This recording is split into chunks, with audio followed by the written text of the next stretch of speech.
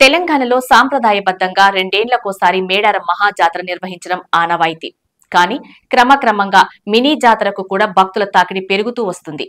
ఈ నేపథ్యంలోనే మినీ జాతర కూడా ప్రాశస్త్యంలోకి వచ్చింది.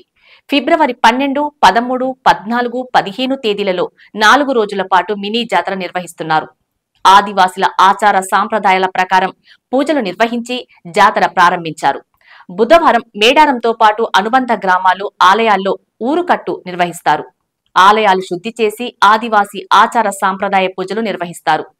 మేడారం గ్రామంలోని సమ్మక్క ఆలయంలో పూజలు నిర్వహించిన అనంతరం ఆదివాసీల వ్యవసాయ ఉత్పత్తులు, అటవీ ఉత్పత్తులు, వివిధ రకాల ధాన్యం తీసుకొచ్చి వనదేవతలకు సమర్పిస్తారు. అలాగే పెద్ద ఎత్తున వేడుకలు నిర్వహిస్తారు. అనంతరం ఆదివాసీ ఆచార సాంప్రదాయాల ప్రకారం విశేష పూజలు నిర్వహిస్తారు. అదే సమయంలో కన్నెపల్లిలోని సారలమ్మ ఆలయంలోని పూజారులు గద్దెల ప్రాంగణానికి చేరుకొని సాంప్రదాయ పూజలు, మొక్కులు చెల్లిస్తారు. కొండాయిలోని గోవిందరాజు ఆలయంలో, పూనుకొండలోని పగిడిగిద్ద ఆలయంలో కూడా అదే సమయంలో ప్రత్యేక పూజ కార్యక్రమాలు నిర్వహిస్తారు.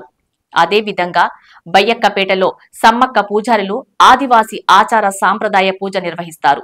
మరోవైపు నాయకపోడు పూజారులు కూడా గట్టమ్మగుట్ట ఆనవాయితీ ప్రకారం పూజలు నిర్వహిస్తారు.